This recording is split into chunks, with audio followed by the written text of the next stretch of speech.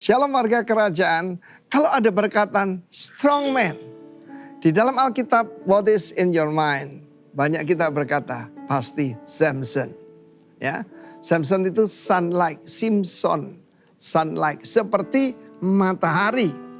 Bayangkan, dia itu telah ditetapkan untuk menghancurkan musuh Israel. Itu bangsa Filistin pada saat itu. Dia berasal dari suku Dan artinya judge. Dan dia jadi hakim di Israel. Tapi saudaraku, apa badannya besar? Tidak. Kalau badannya itu seperti Adi Rai misalnya ya. Atau seperti Arnold Schwarzenegger. Orang tidak tanya dari mana kekuatannya. Dia biasa aja. Tapi ketika roh Tuhan turun atasnya. Kekuatannya luar biasa. Sayang 1000 sayang. Kenapa? Orang Israel menyebutnya the weak strong man. Orang kuat yang lemah. Why? Dia memang bisa membunuh 1000 orang tentara Filistin. Cuma dengan apa? Rahang keledai. Sebetulnya saudaraku ini ironis sekali. Simpson itu seperti keledai yang tidak bisa mengekang hawa nafsunya. Dan dia dilarang untuk menyentuh mayat. Ketika pertama kali dia mengambil madu daripada mayat singa yang dia robek seperti anak kambing. Itu awalnya saudaraku. Dan kemudian dia menikahi perempuan Filistin. Saya kira jarang dibicarakan katanya demi toleransi, tidak. Ya, pernikahan harus seiman. Itu harga mati saudara. Ya, jangan kalah dengan tetangga kita. Salah satu pengkhotbah mereka berkata, Bu, ibu, kalau cari menantu ibu, tanya bu, Yosef atau Yusuf, David atau Daud. Itu mereka. Kenapa kita kalah saudaraku? Kita melihat kehidupan dari Simpson, mulai dengan apa? Sedikit madu. Ya, sedikit melanggar firman Tuhan. Dan pesta Filistin itu ya minum-minuman keras. Nggak usah banyak-banyak, sedikit aja, satu kali aja. Kita tahu satu kali akan berlanjut berkali-kali saudara. Bagaimana akhir hidupnya? Dia digunduli, artinya saudaraku itu kan salah satu syarat covenant dengan Tuhan. Dibutakan matanya dan dipanggil ke kuil Dagon. Untuk apa? Untuk melawak di depan mereka. Bisa bayangkan Nabi disuruh stand up comedy. Karena itu saya katakan pada anak-anak rohani saya, humor boleh, joke jangan. Apalagi dirty joke. Jangan saudaraku. Dari mulut kita cuma keluar berkat dan sesuatu yang baik. Simpson saudara dipilih. Tetapi dalam hidupnya dia tidak melakukan apa-apa. Dia cuma memuaskan hawa nafsunya. Dia bisa membongkar pintu gerbang. Pintu gerbang zaman dulu itu kan dikelilingi oleh parit yang besar. Itu sekaligus jadi jembatan. Jadi dia ngangkat jembatan kayu saudara. Yang ada lapis besinya. Tetapi dia jatuh dengan pelacur. Makin lama makin rendah. Makin lama makin rendah. Dan di tombstone ataupun batu nisan akan tertulis begini. Bukan Simpson, hakim Israel yang menjadi berkat. Tapi di situ akan ada tulisannya. Unchanged, tidak berubah. Ya, unrestrained, tidak bisa menguasai diri. Saudara, perkataan lemah lembut itu bukan lemah gemulai ya. Lemah lembut itu power in control. Minta Tuhan anugerah supaya punya penguasaan diri. Tidak berakhir jadi pelawak seperti Simpson. God bless you all. Amin.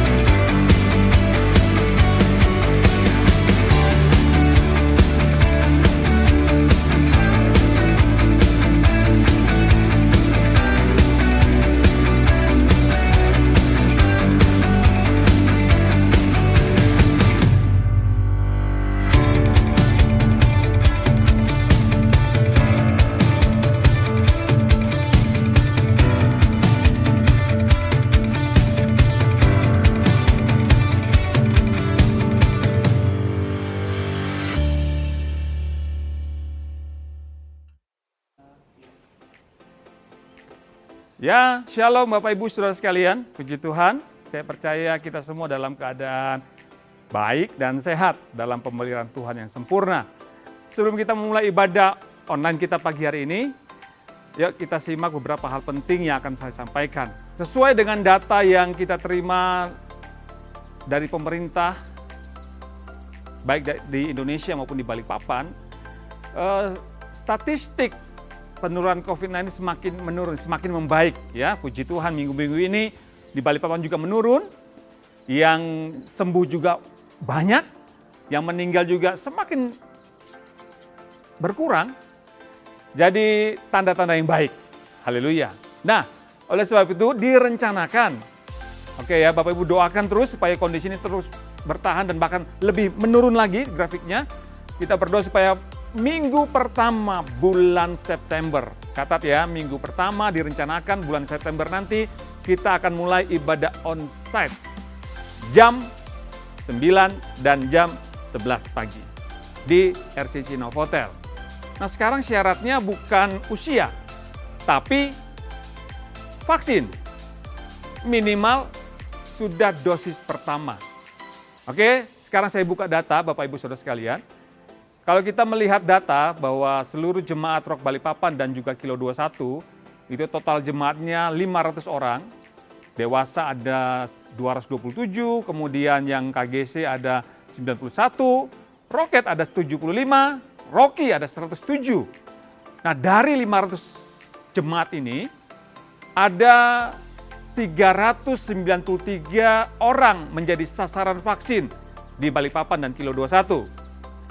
Oke, setelah saya mengecek kepada gembala-gembala KK, maka yang sudah lengkap divaksin dosis pertama dan kedua itu ada 212 orang. Kemudian yang baru dosis pertama itu ada 45 orang. Nah yang belum divaksin itu ada 136 orang. Ada banyak alasannya, yang paling banyak adalah karena memiliki KTP luar Balikpapan, ya. Ada alasan-alasan yang lain, ada yang ibu yang lagi menyusui, ada yang kesulitan untuk divaksin, ada yang baru sembuh dari COVID. Jadi memang banyak alasan, tapi alasan terbesar adalah karena KTP-nya KTP luar Balikpapan, jadi susah untuk divaksin. Nah, kabar gembiranya Bapak Ibu yang punya KTP luar Balikpapan dan mau divaksin, bisa hubungi saya di nomor telepon berikut ini. Jadi, kalau dilihat data maka sudah sebagian besar jemaat Rock Balikpapan dan Kilo 21 sudah divaksin. Puji Tuhan. Oleh sebab itu, ibadah kita nanti yang akan direncanakan bulan September di minggu pertama, sekali lagi bukan berdasarkan usia, tetapi berdasarkan vaksin. Jadi Bapak Ibu yang bisa ibadah onsite adalah mereka yang sudah divaksin minimal dosis pertama. Oke, jadi untuk informasi lebih lengkap Bapak Ibu bisa menghubungi saya di nomor telepon di bawah ini. Sekali lagi saya ingatkan bagi Bapak Ibu jemaat yang punya KTP luar Balikpapan dan kepengen divaksin, ingin divaksin, bisa hubungi saya. Saya akan bantu. Dan catatan sudah ada sekitar 40 jemaat yang sudah mendaftar ke saya untuk segera divaksin di awal-awal September nanti. Mari sama-sama kita dukung program pemerintah. Ayo semua divaksin supaya tercipta herd immunity. Ya, demikian informasi bagi Bapak Ibu Saudara sekalian. Kita akan segera memulai ibadah kita. Ingat, kita sedang beribadah, bukan nonton ibadah.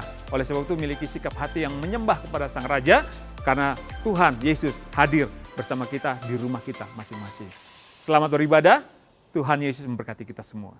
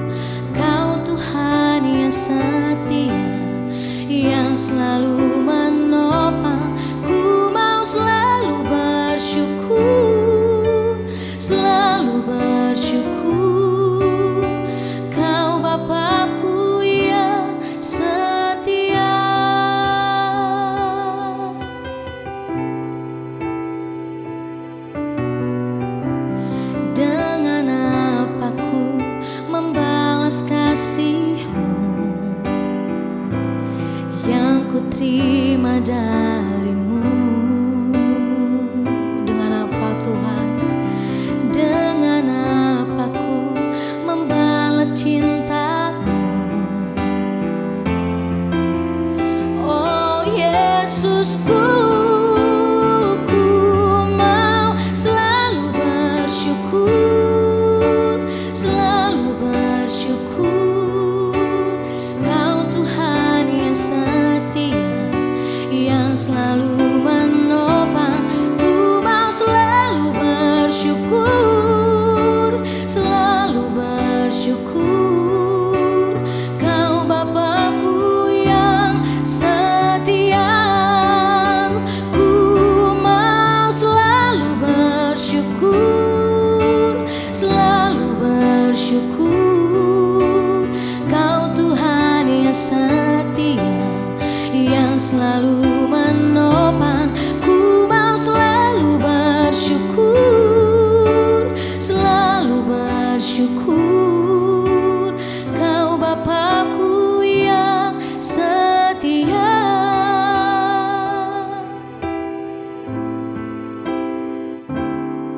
Dengan apa? Dengan apa ku membalas kasih-Mu yang ku terima darimu?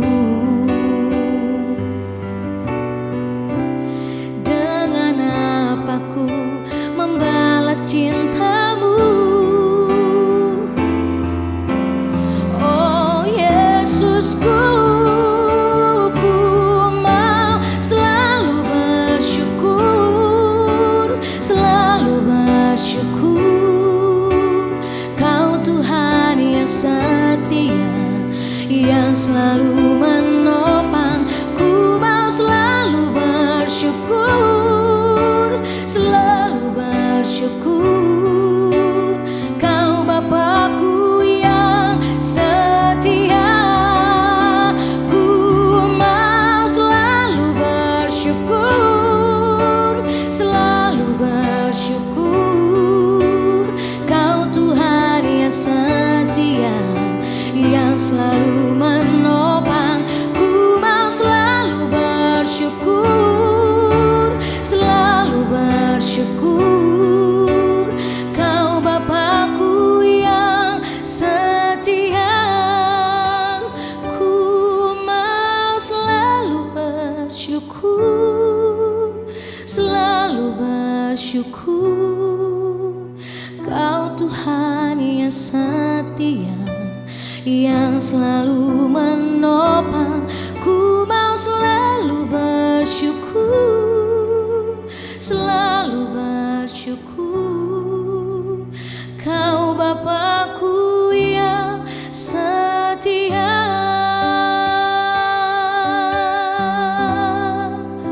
Kami bersyukur Tuhan, kami bersyukur sebab Engkau baik Tuhan Yesus. Kami bawa syukur kami Tuhan ke tahta-Mu, ke tahta-Mu yang kudus Tuhan. Terima persembahan kami Tuhan, terimalah syukur kami Bapa. Kami bawa kepada-Mu, kami bawa sembah kami dengan segenap hati kami Tuhan, dengan segenap hidup kami. Kami bawa syukur kami Bapa. Yesus Tuhan, Yesus, haleluya, haleluya. Kami bersyukur, yes, kami bersyukur sebab Dia baik, sebab Dia baik.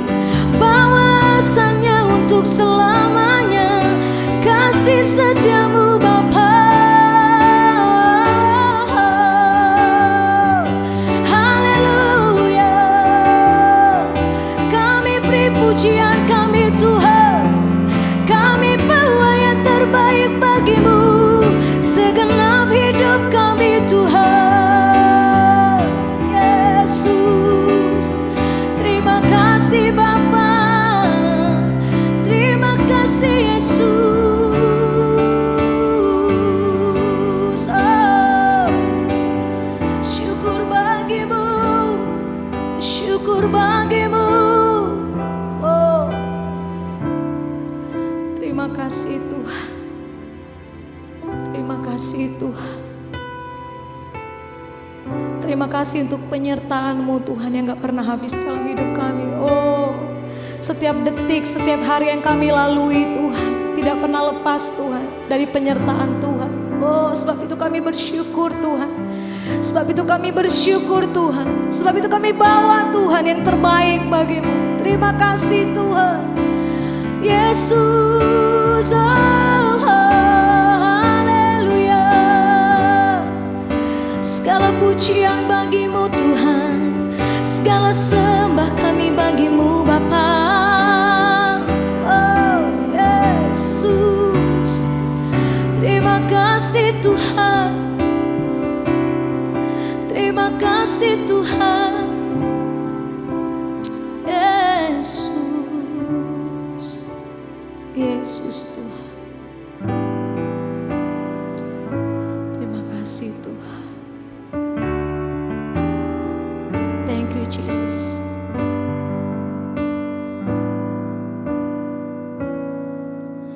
Buat karya-Mu, buat segala rencana-Mu, ku beri syukur dan pujian bagi-Mu. Beri syukur, beri puji, sebab ku tahu Aba bekerja buat kebaikanku. Beri syukur, beri puji, ku yakin rahmat-Mu besertaku. Amin. Buat segala hal yang tak ku mengerti, dengan iman ku serahkan padamu. Beri syukur, beri puji, sebab ku tahu Aba bekerja buat kebaikanku.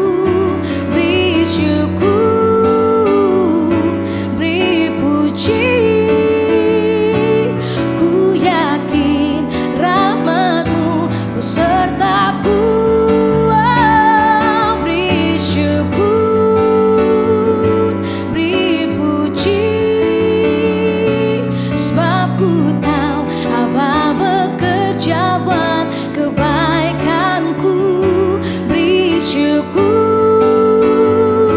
beri puji, ku yakin rahmat-Mu besertaku. Walaupun aku lemah, walaupun ku jatuh, Kau takkan pernah tinggalkan. Kau penguasa segalanya, segalanya.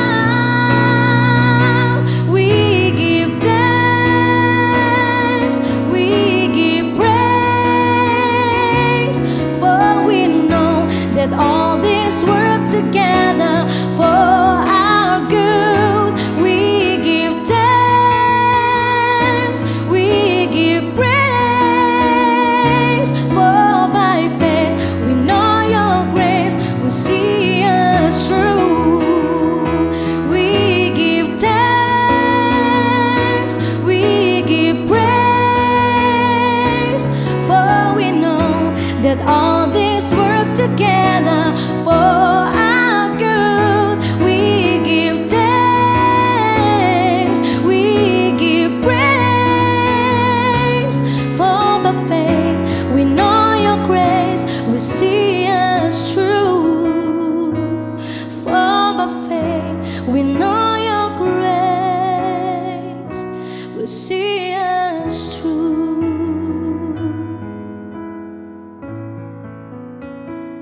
Thank you Jesus. Amen.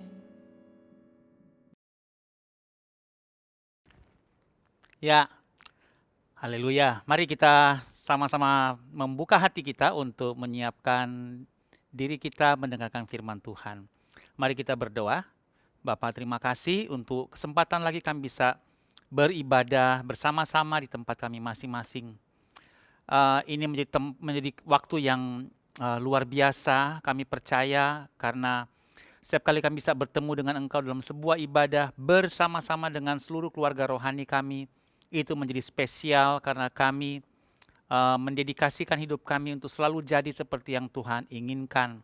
Karena itu mari Engkau berbicara lewat hamba-Mu.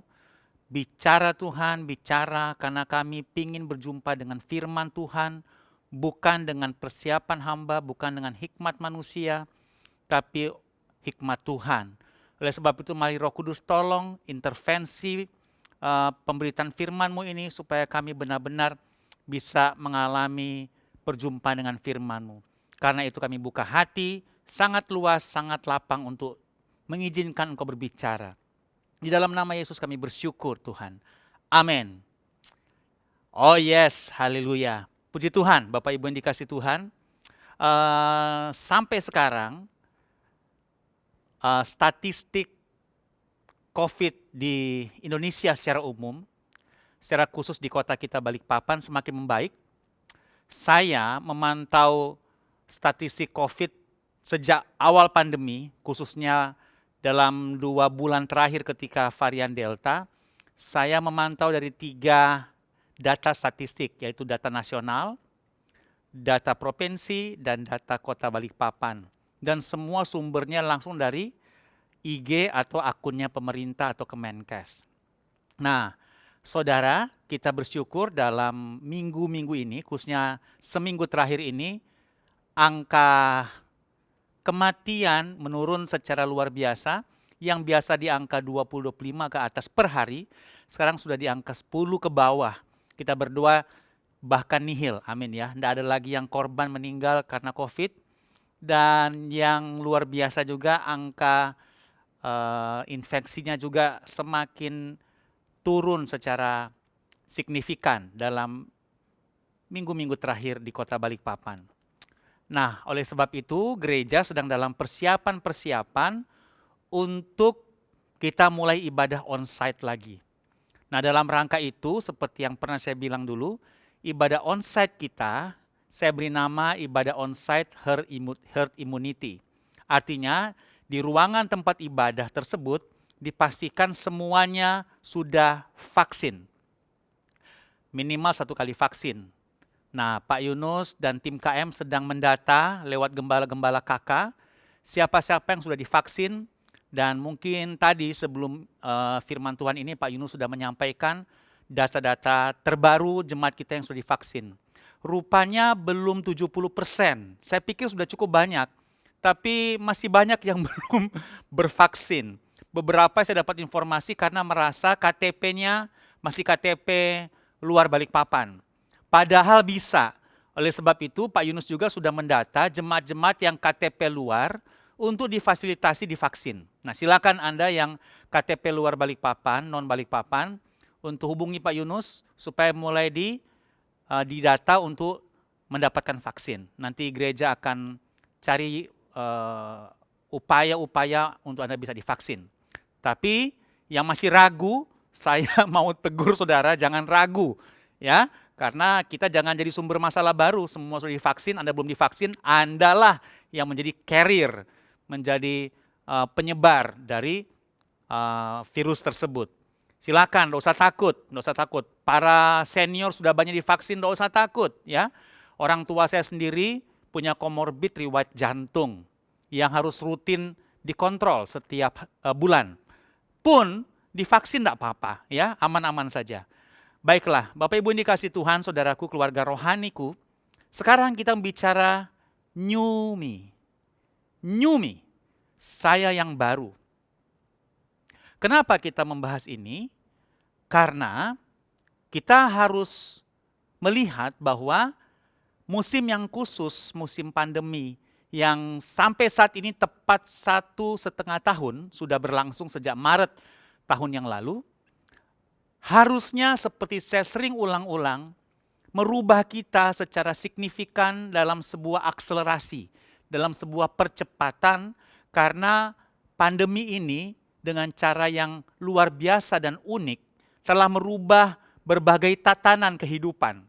Nah, perubahan tatanan kehidupan inilah yang harusnya menjadi kesempatan buat kita juga mengalami perubahan kehidupan, karakter iman sebagai manusia rohani di dalam Tuhan secara signifikan. Kita harusnya sudah bisa membedakan siapa kita sebelum COVID atau pandemi dan siapa kita sesudah COVID atau pandemi. Apalagi siapa kita sebelum isoman dan sesudah kita isoman. Artinya kita mengalami langsung terinfeksi oleh virus ini. Harusnya kita sebelum dan kita sesudah mengalami perubahan yang akhirnya membuat kita bisa berkata, ini saya yang baru. New me, saya yang baru. 2 Korintus 3 ayat 18. Dan kita semua mencerminkan kemuliaan Tuhan dengan muka yang tidak berselubung. Sudah nggak ada lagi yang bisa menghalangi siapa kita bagi dunia ini. Dan karena kemuliaan itu datangnya dari Tuhan yang adalah roh, artinya kita yang dilihat oleh dunia, oleh Balikpapan, yang sebenarnya pada saat yang sama ketika dunia melihat kita sedang bersama dengan Tuhan, karena Tuhan adalah roh, dia menyatu dalam kita. Nah, itu maksudnya ya. Maka kita diubah. Mari katakan sama-sama bersuara, diubah. Menjadi serupa dengan gambarnya dalam kemuliaan yang semakin besar. Jadi rupanya, saudara-saudaraku yang dikasihi Tuhan, musim khusus pandemi ini menjadi perjalanan keserupaan Kristus yang cepat. Beberapa dari kita telah mengambil keputusan untuk mau diubahkan beriringan kecepatan proses pandemi yang mewabah di seluruh dunia hari-hari ini. Jadi rupanya pandemi telah menjadi big momentum atau yang disebut big mo untuk beberapa orang. Beberapa orang, memang tidak semua. Berselancar sehingga mengalami perubahan hidup menjadi new me, menjadi manusia baru yang makin serupa Kristus. Justru di dalam momentum pandemi ini. Dalam momentum begitu cepatnya perubahan tatanan selama 1,5 tahun ini. Maka untuk beberapa orang mereka mengambil kesempatan untuk mendapatkan momentum ini. Dan melihat bahwa pandemi tidak semata-mata sebagai sesuatu yang menakutkan, mendukakan, menyusahkan. Tapi pandemi walaupun dia memberikan kedukaan, menyusahkan dalam banyak hal, dia juga memberikan blessing dalam banyak hal karena ada pemaksaan-pemaksaan yang baik. Sekali lagi saya bilang ya, ada pemaksaan-pemaksaan yang baik dalam pola hidup banyak orang. Dipaksa di rumah, dipaksa hendak ke gereja, maksudnya dalam pengertian ke gedung gereja beribadah, dipaksa sekolah dan kuliah di rumah, dipaksa wisuda di rumah, dipaksa waktu menikah, tidak boleh ngundang banyak orang, itu pun kalau diizinkan bisa menggelar pernikahan di sebuah tempat. Semua banyak pemaksaan dan pemaksaan ini rupanya untuk beberapa orang, sekali lagi saya bilang karena tidak semua, untuk beberapa orang menjadi kesempatan merubah dirinya sehingga menjadi manusia yang baru. Maka saya bilang, bila saudara sudah mengalami, pernah terinfeksi, pernah isoman, bahkan pernah secara intensif dirawat di rumah sakit dan tidak mengalami new me, betapa rugi besarnya kita. Kita adalah bagian orang yang banyak dirugikan, bukan diuntungkan oleh pandemi. Tapi untuk orang-orang yang mengambil keputusan berubah seiring dengan banyaknya situasi tidak nyaman di masa pandemi, yang mana itu baik untuk keserupaan kita dengan Kristus, maka orang-orang tersebut menjadi manusia baru di musim yang khusus ini. Kenapa saya sebut Big Mo? Sedikit informasi, sekaligus mengingatkan, dulu saya pernah punya judul pelajaran hari Minggu, khotbah hari Minggu, judulnya Big Mo. Dulu saya punya pelajaran, sudah lama, mungkin zaman di Grand Sudirman. Waktu itu kita belajar bagaimana kita mengambil momentum di masa krisis, di masa sulit, kita mendapatkan momentum untuk mengalami percepatan. Big Mo adalah istilah dari atlet surfing, di mana mereka menunggu ombak besar. Jadi bagi atlet surfing, ombak besar itu blessing buat mereka. Karena ombak besar membuat mereka bisa berselancar dengan lebih menyenangkan. Untuk lomba-lomba surfing, maka ombak besar menjadi alat ukur mereka bisa menang atau tidak. Dan ada istilah Big Mo, yaitu ombak yang paling tinggi, yang paling besar, di mana mereka bisa overtaking. Mereka bisa ambil itu puncak ombak. Dan di puncak ombak itu mereka bisa surfing dengan kekuatan ombak tersebut. Justru ombak yang ditakuti oleh banyak orang menjadi blessing bagi para surfer, para peselancar ini. Karena mereka bisa menang kalau mereka bisa menaklukkan Big Mo. Saya berdoa saudara, kita menaklukkan Big Mo. Bahwa ombak yang paling tinggi di masa pandemi, mau varian apapun, saudara dikasih Tuhan. Pak Arifin ulang-ulang saya suka. Bahkan saya sempat punya ide memberikan khotbah Alpha dan Omega, Over, Delta, Lambda, dan seterusnya.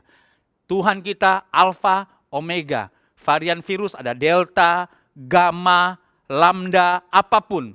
Tapi Tuhan Yesus, dia Alpha, dia Omega.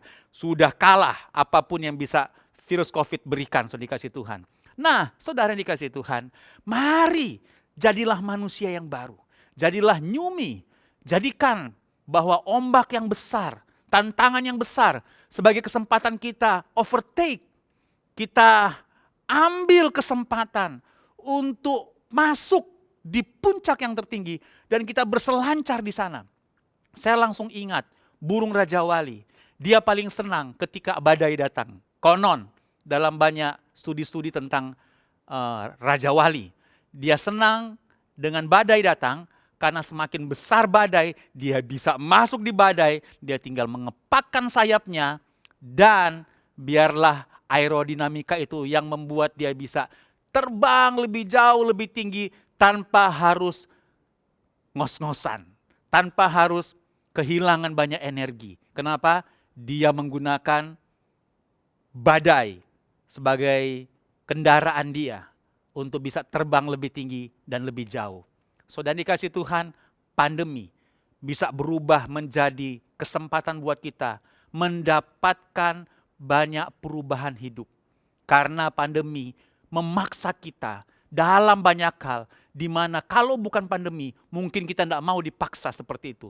Siapa yang mau dipaksa? Cuman di rumah saja tidak kerja. Atau kalaupun kerja, work from home. Siapa yang mau? Saudara dikasih Tuhan. Kita tidak bergereja berminggu-minggu, berbulan-bulan. Sekarang sudah hitungan tahun. Tidak pernah lagi kita bisa ke gereja, beribadah. Siapa yang mau pakai masker terus? Karena bukan cuma soal pakai masker. Kita harus ingat, beli masker juga dong berarti. Dan beli masker itu kos yang baru. Dan katanya masker kalau dulu kita bisa pakai berhari-hari, sekarang tidak boleh. Masker pakai paling lama katanya 4 jam. Langsung lepas. Beberapa orang masih menggantung masker medis berhari-hari. Sebaiknya jangan, itu nggak sehat. Tapi mau apa kalau nggak ada uang untuk beli masker? Mendingan digantung berhari-hari daripada nggak pakai masker.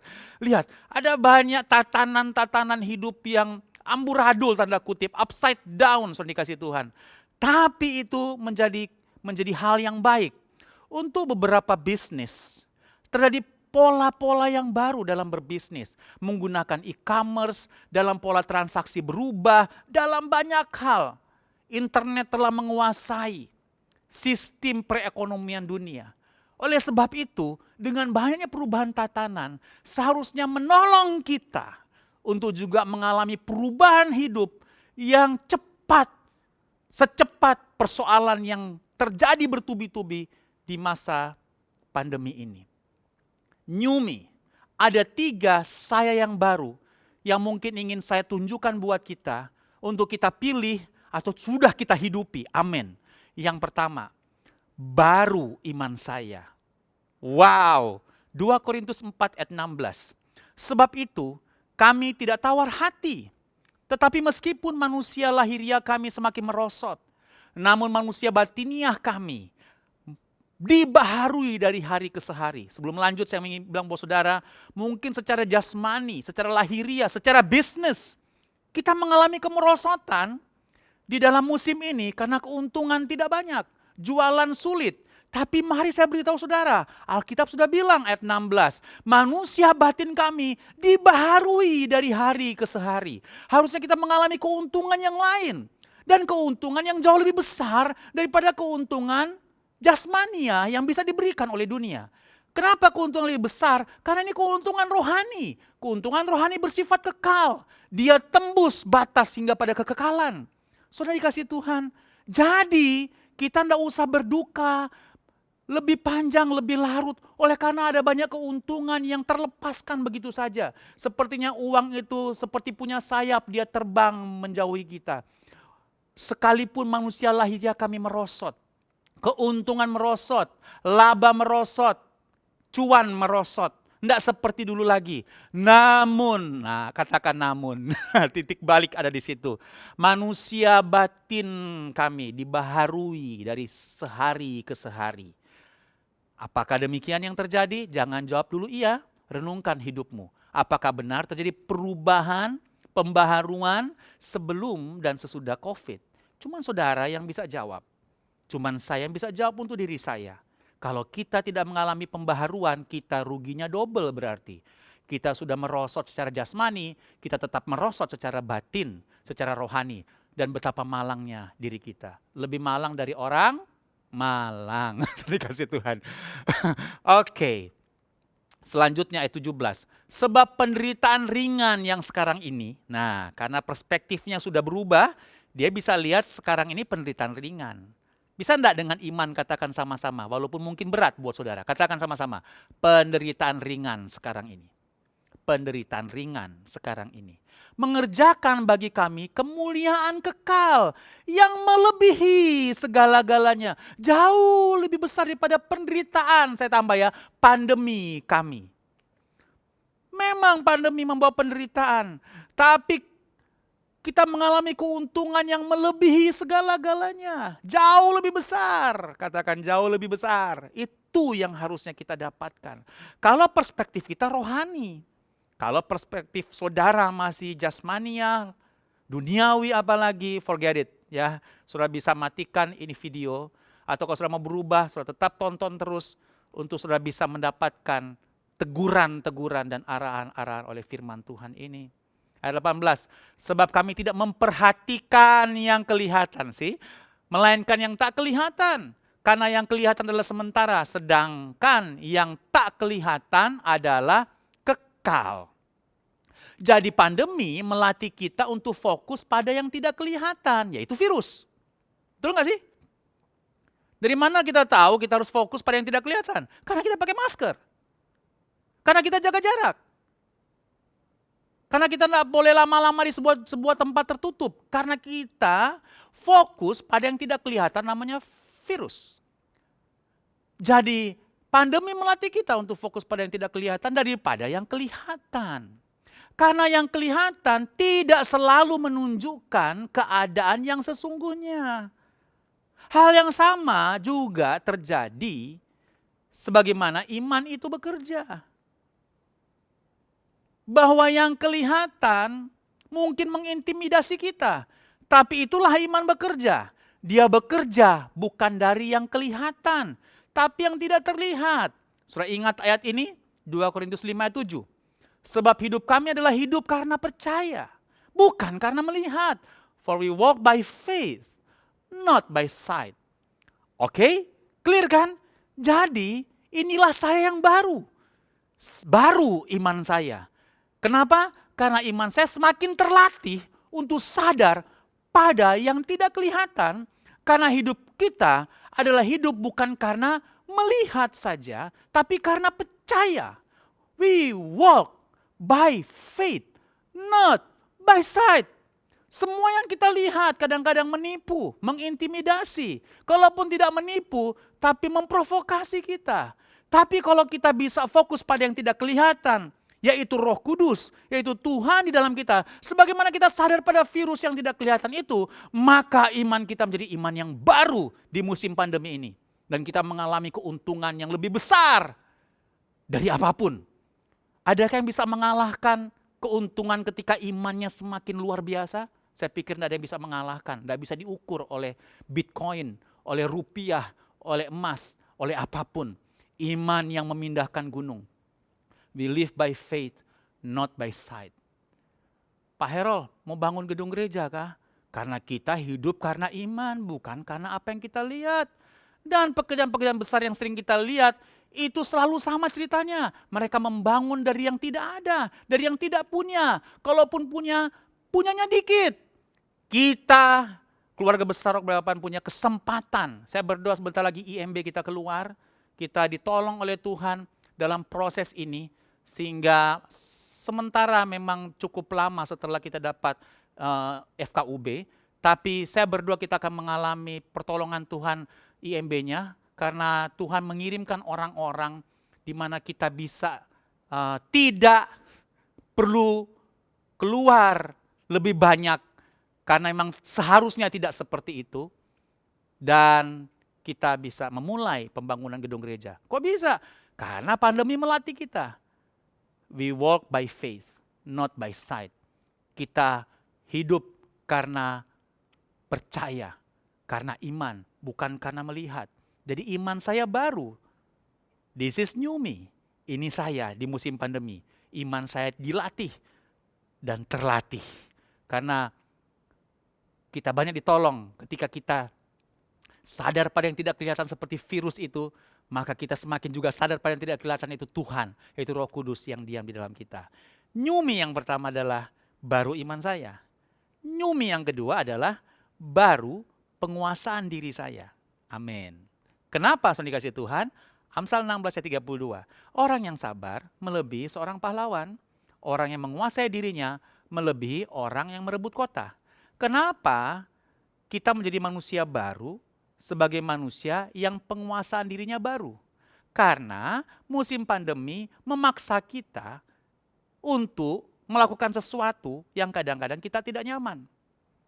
Dan karena kita memiliki penguasaan diri atau terpaksa menguasai diri kita, maka akhirnya itu berubah menjadi sebuah kebiasaan. Dan kebiasaan itu membuat kita terlatih. Kita malas kan pakai masker terus. Kita malas kan sebenarnya dilarang terus PPKM tidak pernah kelar-kelar. Ada orang plesetkan PPKM, pelan-pelan kita miskin. PPKM, pelan-pelan kamu menghilang. Ah siap, ghosting ya. Haleluya. Jadi saudara dikasih Tuhan, penguasaan diri kita dikonfrontasi di pandemi secara hebat. Yang kita nggak mau harus, itu yang saya bilang pemaksaan yang baik. Kita dipaksa di rumah, kita dipaksa social distancing, kita dipaksa pakai masker, kita dipaksa olahraga, kita dipaksa berjemur bagi yang sudah kena infeksi. Banyak pemaksaan-pemaksaan yang saya kemudian renungkan, pemaksaan-pemaksaan yang baik.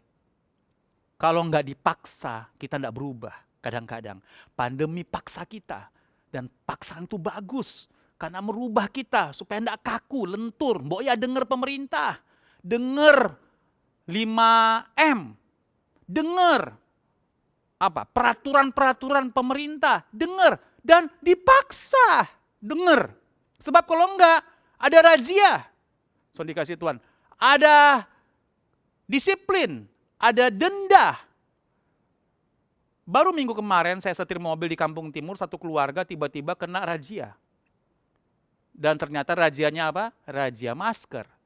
Dan ketika semua kami di dalam mobil, saya berlima bersama If, Kevin, Ansyon, dan Yanti, semua pakai masker di mobil, Akhirnya petugas bisa lihat dari luar tanpa saya turunkan kaca dan dia ajungkan jempol. Saya senang dikasih jempol ya. So, dikasih Tuhan kenapa?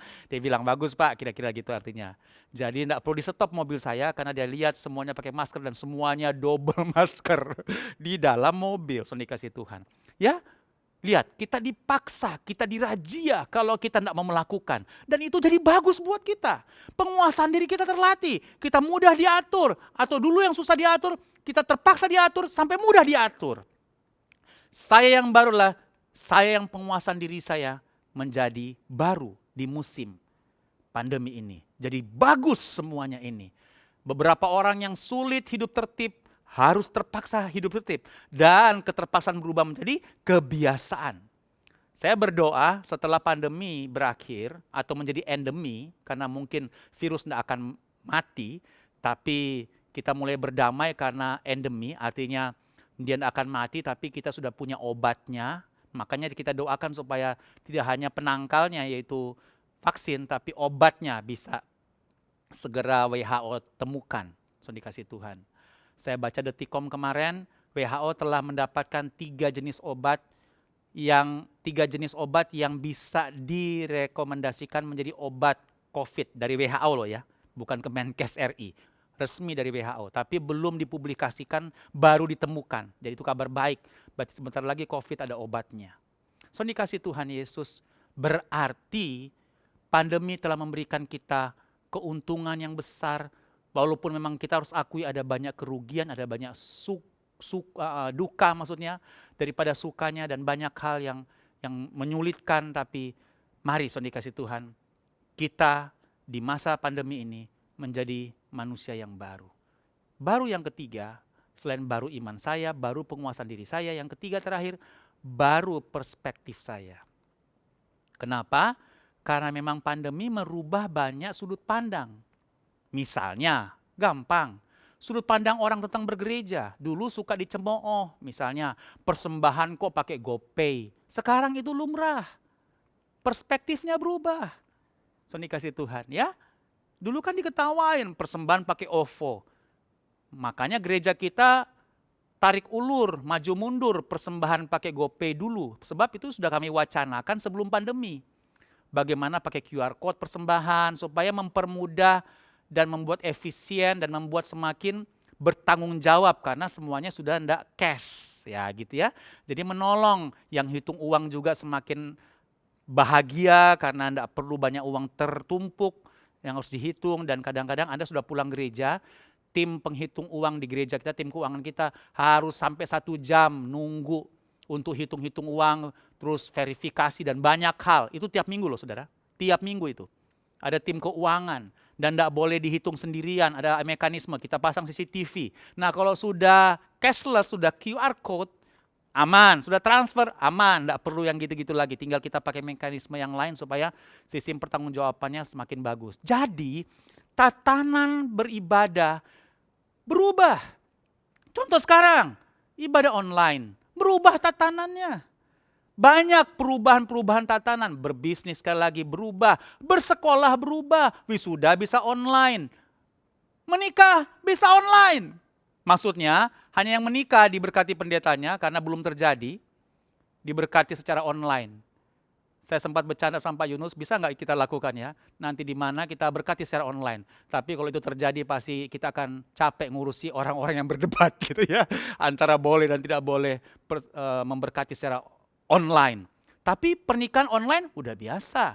Bahkan banyak dari keluarga besar Rock Balikpapan ketika yang mereka cintai dipanggil Tuhan karena COVID, harus mau tidak mau secara online.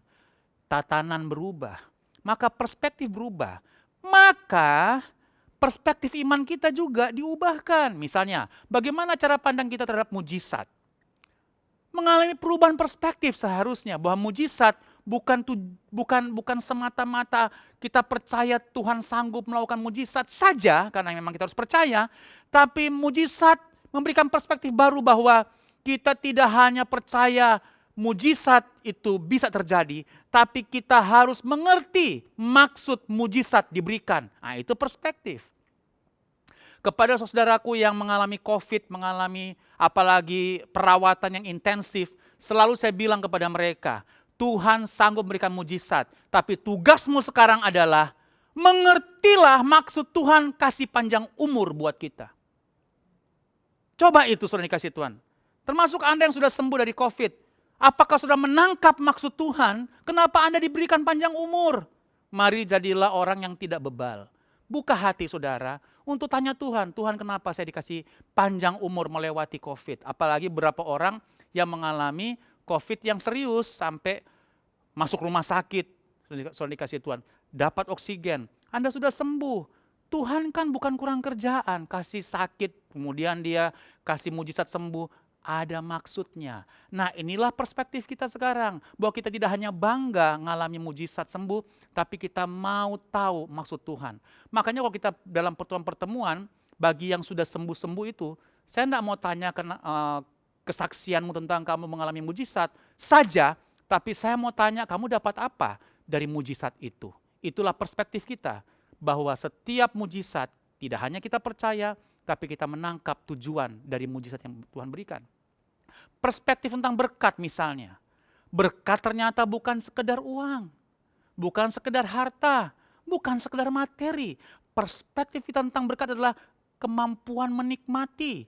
Walaupun kita nggak punya banyak harta dibandingin para sultan-sultan itu, tapi kalau kita bisa menikmati, mungkin kita yang lebih diberkati daripada para sultan.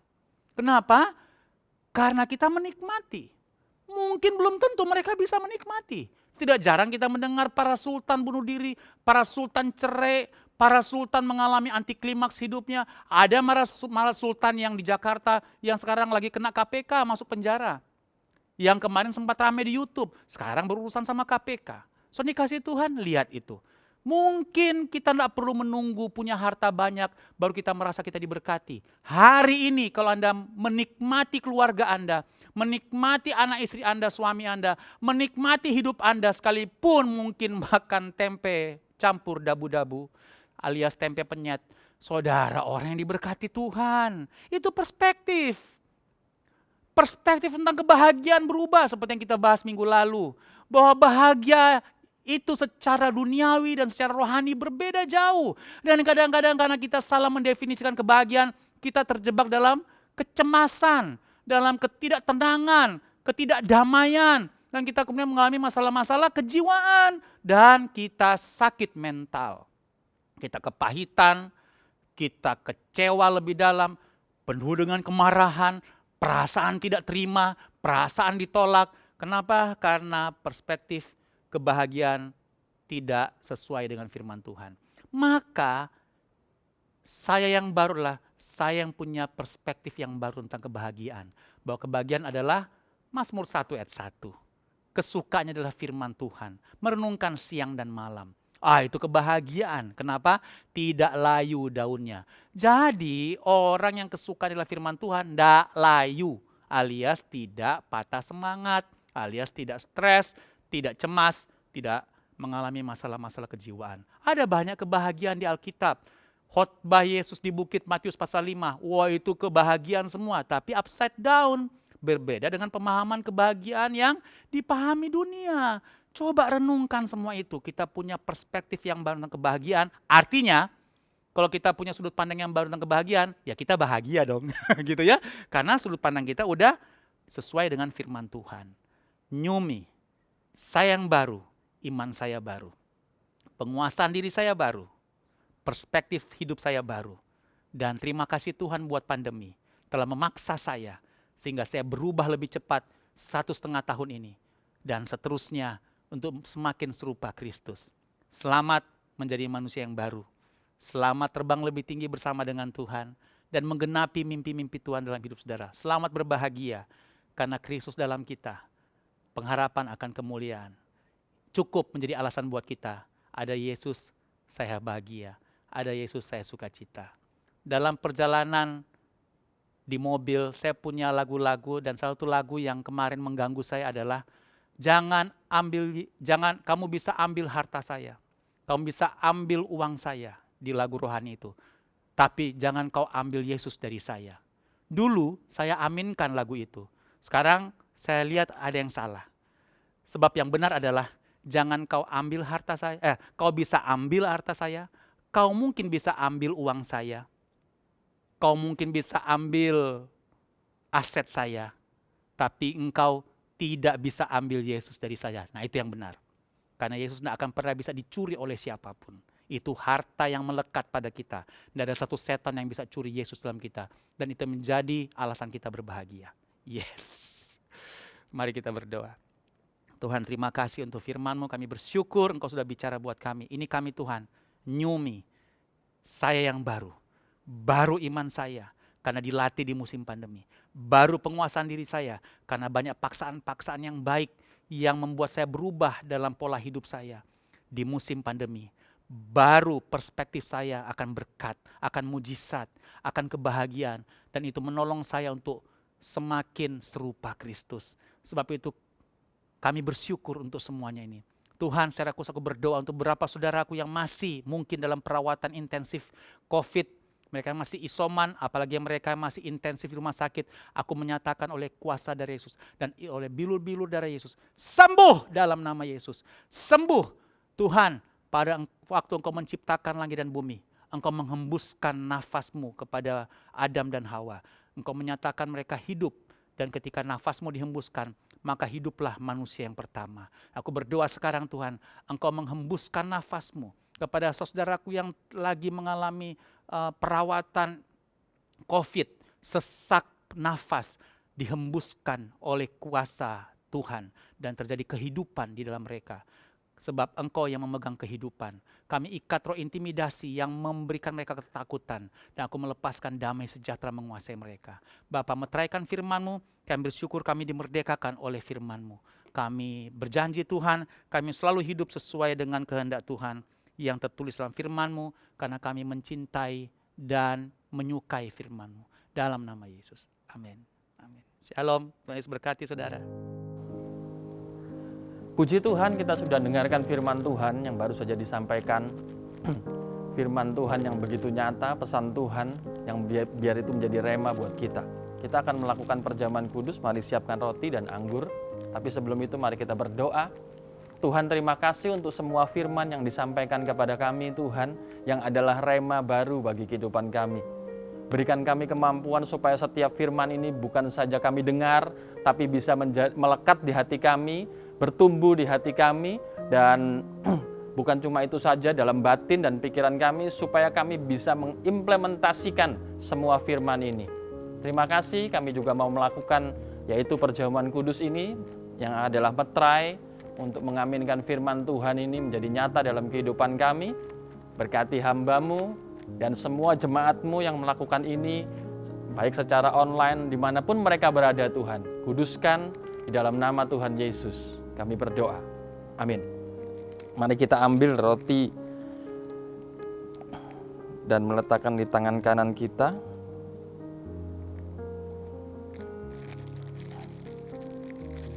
Saya akan bacakan firman Tuhan, sebab apa yang kuteruskan kepadamu telah aku terima dari Tuhan, yaitu bahwa Tuhan Yesus malam waktu Dia diserahkan mengambil roti,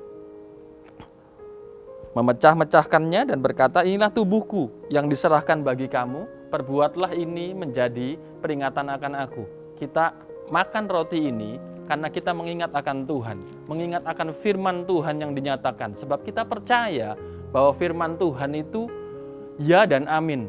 Dan kita bukan percaya karena kita melihat Dia, kita mendengar Dia, atau kita melihat mujizatnya dan mengalaminya. Tapi kita percaya karena firman itu selalu terjadi dan digenapi di dalam kita. Kita angkat roti ini. Adakah engkau benar-benar percaya bahwa roti yang kita angkat tinggi di atas tangan kepala kita ini adalah benar-benar tubuh Kristus? Mari kita makan dengan percaya.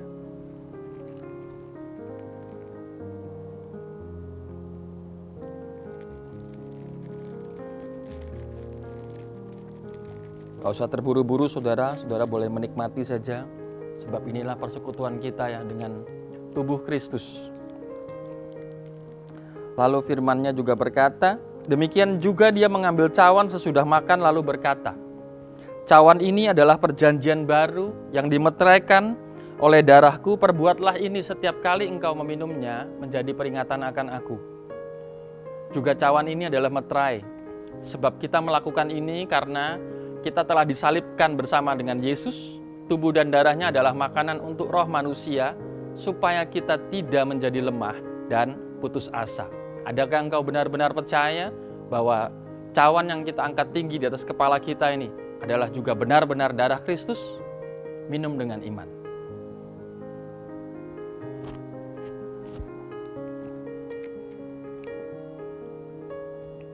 Kita taruh perlahan dan mari kita satukan iman kita dan kita berdoa. Bapak, kami bersyukur kalau kami sudah boleh menikmati perjamuan kudus yang adalah bukti bahwa kami tetap percaya bahwa Tuhan adalah dahsyat dan ajaib. Kami memeteraikan semua firman yang datang ke telinga kami, Tuhan, memberi kekuatan bagi kami, memberi pengertian bagi kami, supaya iman kami semakin hari semakin lebih terbentuk lagi, Tuhan. Terima kasih Bapa. Pada kesempatan ini juga kami mau mengangkat tangan untuk bangsa negara kami, Tuhan, bangsa Indonesia, bangsa yang akan sejahtera, bangsa yang luar biasa. Kami melepaskan shalom di atasnya, Tuhan. Bukan cuma kepada para pemimpin kami, tapi juga kepada masyarakatnya.